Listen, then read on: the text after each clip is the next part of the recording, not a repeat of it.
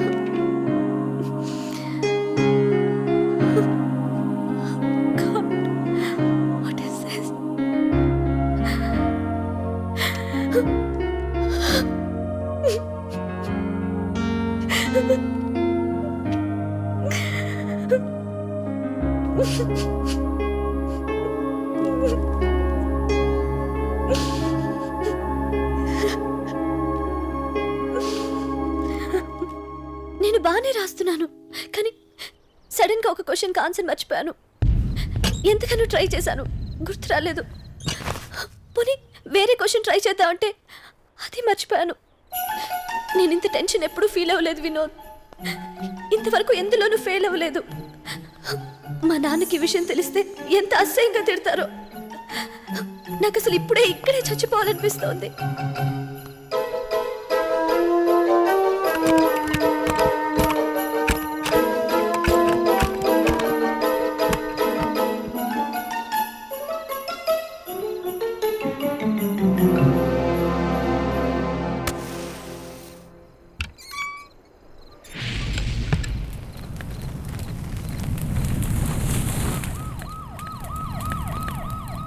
లేదు సార్, ఖచ్చితంగా స్టూడెంట్స్ ఎవరు ఈ పని చేసి ఉండరు. I think it is an electrical short circuit. Next మీరు ఏం చేయాలనుకుంటున్నారు? I can't say sir. బహుశా నెక్స్ట్ ఇయర్కి పోస్ట్పోన్ చేయొచ్చు. Poor students, they work so hard.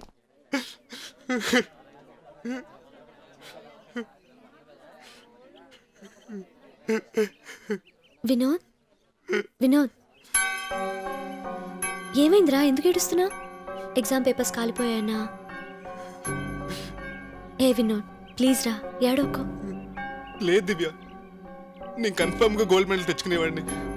ఇప్పుడు మళ్ళీ ఎగ్జామ్ రాయాలి. అయితే ఏంటి, ఎప్పుడు ఎగ్జామ్ పెట్టినా గోల్డ్ మెడల్ తెచ్చుకునేది నువ్వేరా? నీలాగా చదవటానికి వేరే ఎవరున్నారని ఈ మాత్రం దానికి బాధపడతావా? చూడు, నువ్వు గోల్డ్ మెడల్ పోయిందే అని బాధపడుతున్నావు, కానీ నేను ఫెయిల్ అవ్వకుండా తప్పించుకునేందుకు ఆనందిస్తున్నాను వినోద్. మరి ఈ ఎగ్జామ్లో నాకు 10 మార్కులు కూడా వచ్చేవి కావు. డెఫినెట్గా ఫెయిల్ అయ్యేదాన్ని. ఏదో శక్తి అడ్డుపడి నన్ను కాపాడింది. ఇంకోసారి ఎగ్జామ్ రాసే ఛాన్స్ కూడా దొరికింది. అవును కదా. చీరప్ వినోద్, టెన్షన్ మర్చిపోవడానికి మన వాళ్ళందరూ సరదాగా సినిమాకి వెళ్తున్నారు, మనం కూడా వెళ్దాం. నా దగ్గర డబ్బులు లేవు దివ్య. ఏహే రా.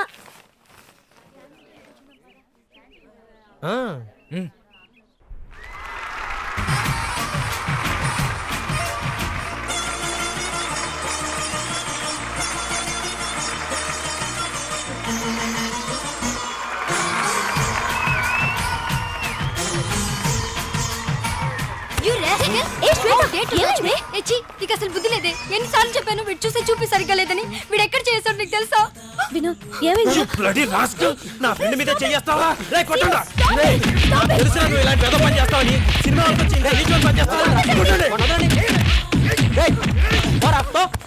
ఏయ్ ఫ్రెండ్స్ అని సినిమా తీసుకొస్తారు, థియేటర్లో లైట్స్ ఆఫ్ చేయగానే చేతులు ఎక్కడ పెడితే అక్కడ వేసేస్తారు. మీరు అసలు కాలేజ్ స్టూడెంట్స్ లో చదువుకునే స్టూడెంట్స్ అయ్యి ఇలాంటి వెధ వేషాలు వేస్తారా? దీనికోసం సినిమాకి వస్తుంటారు. ఎరా సందు దొరికింది కదా అని స్పీచ్ ఇచ్చేయాలనుకుంటున్నారా? ఇది మా సమస్య, మేం చూసుకుంటాం. మీరంతా మూసుకుని వెళ్ళండి. ప్లీజ్ శ్వేత, ఏడవద్దు. ఏదైనా ఉంటే రేపు కాలేజీలో మాట్లాడుకుందాం. రేసీను తీసుకెళ్ళరా. రేయ్, శ్వేత నాకు 10 ఏళ్లుగా ఫ్రెండ్. శ్వేత మీద చెయ్యేసినందుకు వీడు చెయ్యి నరికి పడేసినవాడిని. కానీ దివ్య నీకోసమే, అర్థం చేసుకో. రా శ్వేత. ఓకే దివ్య, నేను బయలుదేరుతాను. Thank you. Ray Vinod, doctor దగ్గరికి వెళ్ళరా. రే రారా. రేయ్, నాకు తెలుసురా, నువ్వే కదా చేసింది. రే నేనెక్కడ చేసాను రా? నేను ఎక్కడో 4 రోజు అవతల కూర్చున్నాను రా బాబు. దివ్య, నువ్వు మాతో వస్తున్నావా లేదా? అంటే మాకంటే నీకు వాడే ఎక్కువైపోయాడా?